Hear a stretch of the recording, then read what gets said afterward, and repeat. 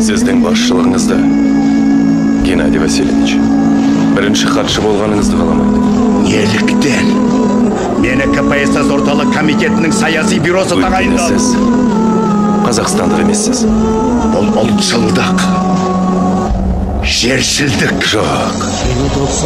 Олардың талабы біздің республикамызда Қазақстаннан шыққан адам басқарса дейді. Ұлтшылдықтың не қатысы бар?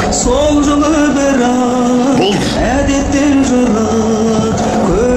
мұқият ойластырылған ұлтшылдық. Біз мұның түбіне міндетті түрде жетеміз. Желтоқсан желі